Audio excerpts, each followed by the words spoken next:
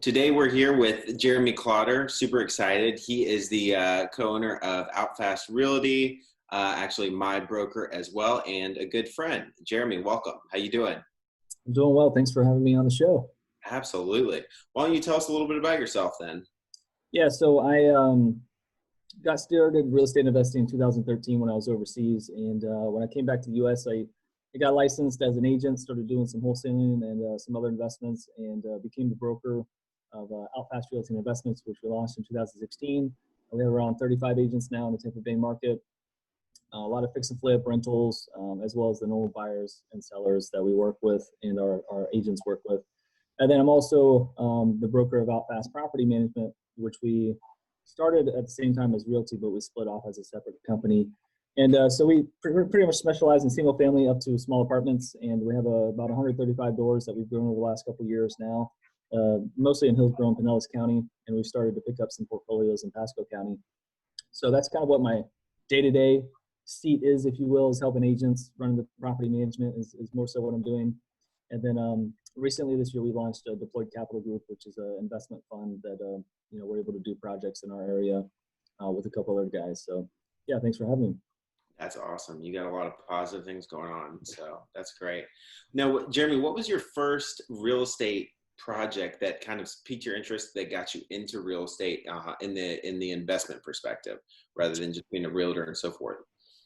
Yeah, so I think I went to high school with a kid that was doing a lot of mobile home stuff, and he's still in our market. And so when I did the first deal in 2013, I was in Japan and lent him some money and made like 10% in 2 months. I was like, all right, this is kind of cool. It was like passive investor thing.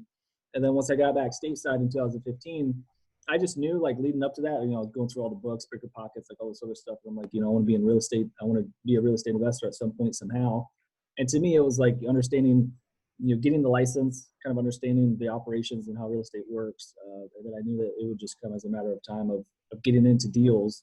And so that's kind of how it started. But getting connected to a local real estate investing meetup was really big for me. So I know you guys have them up there as well. That's how I met Greg, my current partner, was going to TB RIA. And so that kind of network, it helps you meet the title companies, the attorneys, like the Build Your Power team. And then you're rubbing shoulders with other investors and stuff there as well. So that's another place where we get deals from now and opportunities from that. And so that was probably one of the best ways to kind of figure out what I wanted to do, like what strategy I wanted to take in, because there's so much you can do with real estate, but you got to kind of narrow it down. So I just knew having the real estate license and getting that was going to segue into other stuff, and it gives you access to the data and everything that you need when you're running your ARVs or acquisition prices and stuff like that. Having the license or someone that has it is pretty important. So that helped me kind of get my first foot in the door, step up stone. That's great. I didn't know that you and Greg first met at TV RIA. That's awesome. Yeah, dude. It was like, I don't know, I've been going for like a year, and then I met with Greg one day in the office, and I was with Keller Williams at the time, and I was like, yo, let's like whiteboard. I don't know, this is like what we want to do. So we're like, yeah, we want to have a brokerage, we want to have property management, we want to have like a hard money lending company, which we have now, a couple other like legs to it. And so it's finally been kind of like 4 or 5 years in the making, and really starting to hit some strides now. But yeah, we started business together. Greg's dad, Bill, got his broker's license. We didn't have any operating partnership like paperwork. It was just like, all right, we're winging it, this role. And it's luckily worked out. It doesn't always happen that way. But yeah, I mean, I don't even think we kind of knew like the equity and stuff, but we didn't have it in writing for quite some time. So we just kind of wouldn't always advise that, but it's like, sometimes I don't know. I'm pretty trusting in people, so my wife's a better judge of character at first meet. But yeah, it's like, this sounds like it makes sense. Let's roll with it. And if it doesn't work, then we part ways, and we tried. That's awesome. What were how many members did TV RIA have? Let's say when you all met versus now. You guys have it's just exploded, hasn't it? Yeah, I think he had just purchased it from Patrick Rudell, I think, and I think he's probably added 150 members maybe since we started it. And so yeah, it's like we're real excited. The main meeting's going to be starting again next month, getting back in person despite all this nonsense we've been dealing with. So pretty pumped about that. Lee Kearney, I think Lee Kearney, big legendary investor. He's going to be speaking. So I'm pretty pumped about that. Get back I in saw, front. I saw that. What day is that? I think it's gonna be a third Thursday. But I think this month has like five weeks in it, so I think it's the 22nd. Oh, maybe I'll make it down there. Yeah, dude. Buzz down. That'd be fun. That'd be fun. Be great. Perfect. Jeremy, tell us a little bit about like the different areas of real estate that you've been a part of or currently a part of. I think one kind of funny niche that we is becoming more popular is like mobile homes, mobile home parks, and stuff like that. And that was like one of the things that I first got started with when investing as far as like an asset class. And that's been an interesting one to kind of see. We've done a flip or two on its own, where mobile homes on its own land. We did one with Alex where it was in a park, and that didn't go so well. We'll probably skip over that story, but you win some, you lose some. And that's been kind of one interesting niche. But I think that the area that I really think there's a lot of opportunity in is the 2 to 4 unit market, where it's duplex, triplex, quads. I mean, everyone within our market, maybe similar to you guys up there, Tampa's consistently popping up as like one of the top markets in the U.S. And so we're getting a lot of calls and people interested in the Tampa Bay area. Plus all the development. I mean, the Lightning, we just won the Stanley Cup for hockey, and so we're real pumped about that. And we just have a lot of development and stuff going on that really hasn't happened before to the scale that it's happening. So a lot of people looking to move into one unit and within the building and rent out the other units, or just investors that are trying to get their feet wet are trying to get in that 2 to 4 unit range. So it's kind of a cool place to be playing within. And from a management perspective, it's our bread and butter. And so it's kind of cool. We're getting a lot of calls and things, deals happening within that range. And you're getting experienced investors that are looking there. You're getting brand new people that are like, this is going to be my first thing. And I think it's a really good starting point. And then some people, like I said, they'll buy it, they'll move into one unit, rent out the other units. And then, as a student or a young professional, they're having their mortgage paid by other people. So that's why I think is one of the better bets.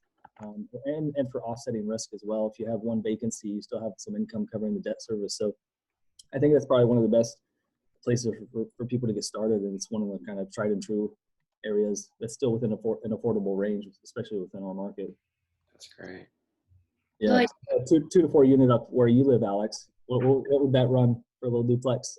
It just depends on where you are, So there's so many, just Charleston not being as obviously as big as Tampa, there's still pockets. So if you're downtown on the peninsula, near all the hustle and bustle, I mean, it could be over $1 million.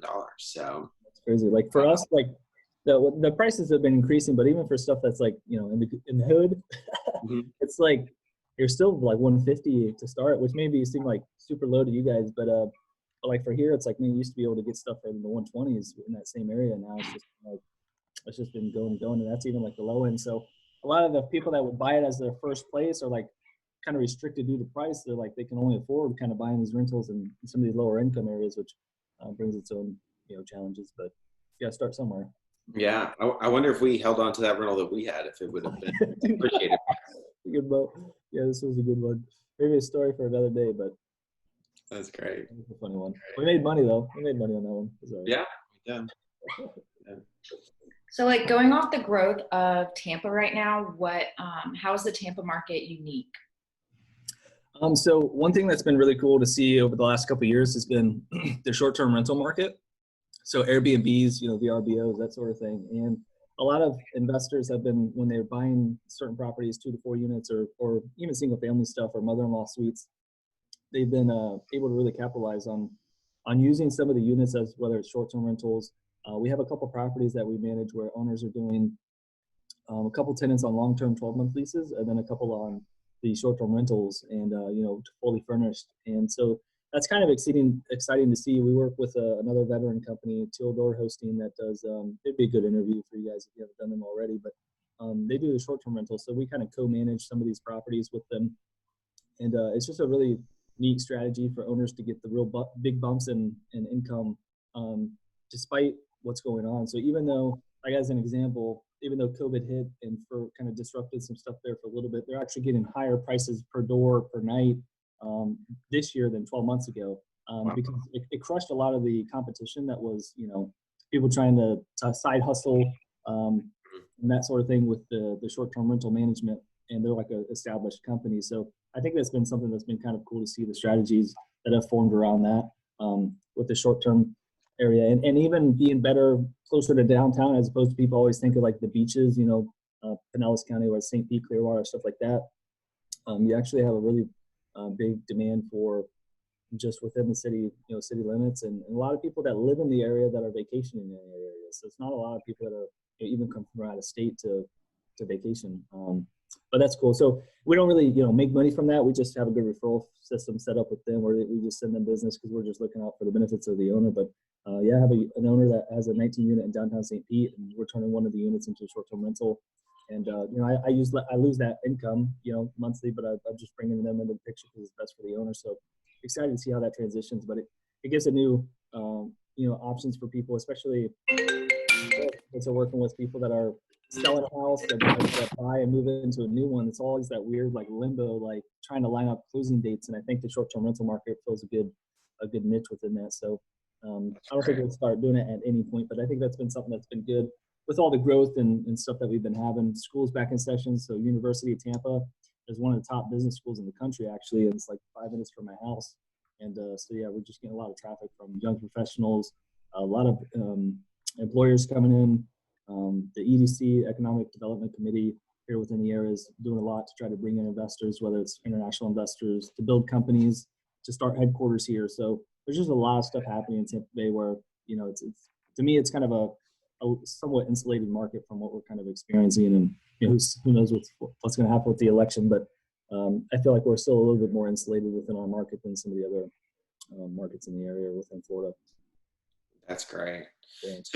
So Jeremy, what's your favorite part about, and you can break this up any way you want to, but your favorite part about either, flipping, project management, kind of, what makes your wheels turn when you start getting into maybe even specific, more doors that you're adding on or certain projects. Like you said, you were taking on 2 condos through your fund. So yeah, it's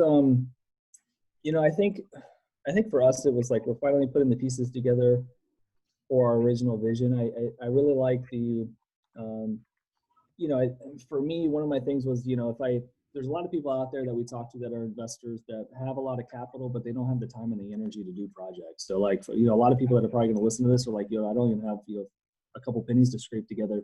My thing was always like, if I don't have the money and I didn't come from inheritance or anything like that, just started from the bottom really, it's like, let me build my knowledge base on how to operate at the ground level. So like we're probably managing $16 to $17 million worth of real estate on a monthly basis. Like that's probably what the portfolio is worth that we manage right now. And it's like, okay, I built a system. I have the company now, right? And then we're getting deal flow, whether it's through our agents or the investor club, whatever. So like now money is either coming to us through people who just know us or know our credibility, or I can say, hey, you put up the money for this project. I have the operations, I have the team, I have the skill set. Like you can just park your money in this. And we can roll with that. And so then I can get ownership, like similar to what we did on Mohawk was like, I could kind of negotiate commissions or whatever. We can make something happen. And so then I could start to build my own net worth within projects with that. So I think that's been one thing that's just been fun to and I'm always a constant learner. So like the brokerage now is fairly automated on some things.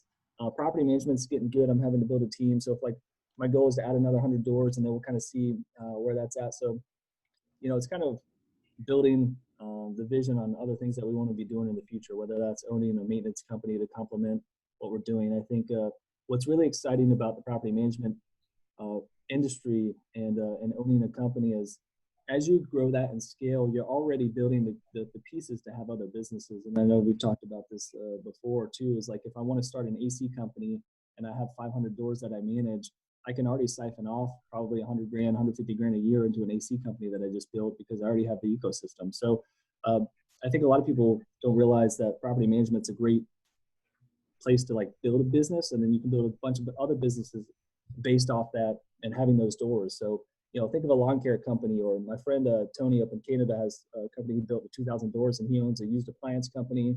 He owns landscaping, snow removal, and if you have 2,000 doors, you can spin off, probably $1 million a year just into these side businesses that you're just Yeah. starting up because you already have the ecosystem. So I think that's what's been fun for me, is like kind of been that entrepreneurial thing where we're build something from nothing, and then now I have this. Now it's like, okay, let me get this to scale to where I want, and then I can kind of direct energy into either other businesses or just taking it to another level, or like strategic partnerships and that sort of thing. That's kind of the next horizon that we're working on and kind of putting into place.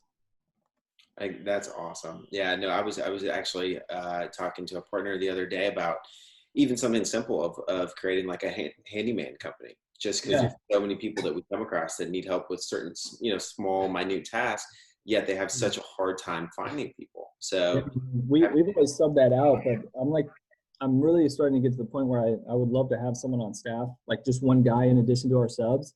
mm-hmm. I think, there's so many networking groups, Facebook. Like if you just had a handyman and you're paying him, in our market, I could probably pay someone 20, 25 an hour, and then I could probably bill out like twice the rate hourly, and dude, no shortage of work, like absolutely. So yeah, it's just like, for us, it's kind of looked at, do we want to do that? Or maybe we just want to get rebates from some of the companies that we do use. And so that way we're just making a clean kind of rebate on any business we send in, as opposed to spinning off something new. But yeah, I mean, there's tons of opportunities. And we've talked about that with what you guys are doing up there, whether it's a new title company or something maintenance related or insurance related, because you're doing all these flips, you're already writing policies with somebody. So it's like, I think at scale, that makes sense to incorporate at some point. Absolutely. I completely agree. So follow up, what's your least favorite part of real estate in general? Oh man.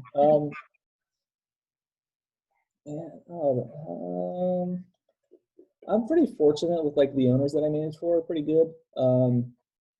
Sometimes the tenant stuff will get a little hairy. Tenants just doing different things, but I would say like no day is the same. There can be a lot of things that are routine with property management or with the brokerage and stuff like that, but there's you can't always prepare for everything. So there's just different nuances, like with COVID hitting and just having to pivot with a lot of tenants that were falling behind and doing this or that. So I think it's just it's a good challenge, because you learn a lot of things. You implement new stuff. Is just when something's unexpected or disrupts the kind of normal business flow, it gives you an opportunity where it's like, all right, this isn't maybe ideal, but let's build some processes around this. Let's build some automations. Like maybe we can realize how we can do a better job of something else through this challenging part. So with property management, there's just so many details that you have to keep track of, and it can feel overwhelming if you don't have the right systems to track it.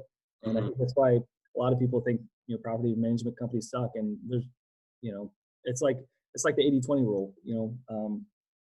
80 a lot of the companies that are out there just aren't very good because they shop on price, not value. And so I think it's just understanding how you add value to the marketplace and make sure that you're taking those losses and those L's and finding ways to turn them around. So like we have stuff going on this week where I'm like, man, this shouldn't have happened this way, but it gives us an opportunity to learn. So I think it's nice not having the same thing every day. There's a lot of routine stuff, but with the stuff that's kind of unexpected, trying to find ways to make it into a positive and still just having to be involved on the day to day, kind of regardless of the size that you get, you still have to jump in and get in there and put some work in. Absolutely.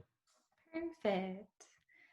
Tell us a little bit about your experience as a broker, property manager, like especially during this pandemic. Like, what have you seen in terms of those industries? Yeah, so like I think our brokerage, if anyone knows our market, it's been on fire. So like a lot of the real estate transactions got kind of like put on hold, if you will. A lot of buyers and sellers were like, I don't know, we don't know what's going on. Let's just kind of sit on the sidelines. And then a couple months ago, people started putting their property ups or whatever. And I mean, most properties are multiple offers, full list price offers. Our agents, I mean, we probably had more activity in the last 3 months than we did the first of the year. So it's just gangbusters right now within our market. So super active on buyers and sellers. So it's starting to slow down towards the end of the year just from seasonality. And then, from the election, people are probably going to just be a little more weary towards the end of the year to see what happens. So that's been kind of interesting. That's probably unexpected for most people to hear for that. And then, for like property management, just having to pivot with all the eviction stuff and understanding, how the governor's rules are coming in. And then it looks like he just decided not to extend the eviction, ban, if you will. But then the CDC still got something out there that we're supposed to not be able to really do much till the end of the year. But there's a lot of exceptions. So it's like now we're having to pass along information to tenants that are falling behind or owners on like that whole market, that whole thing that we usually don't have to do much of. We don't usually have to do a ton of evictions.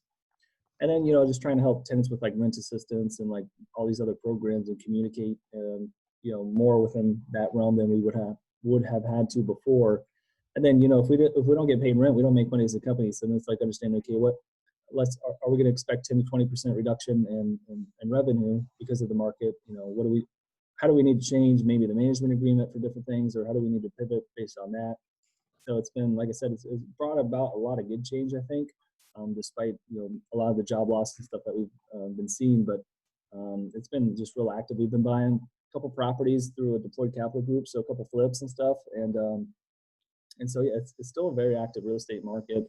And people that are lending capital out can do it at whatever terms they want, because there was a real shortage there for a little bit on capital as well for hard money lenders and that sort of thing. So I'm sure rates will be kind of increased for a little while, or people should be charging more because of what the market's doing if they're lending capital out as well. So it's good. Absolutely. It's a good time to be alive. I agree. Count your blessings for sure. So Jeremy, what would be your future goals for the next 5 years, or maybe 2 to 3? Yeah, I like that.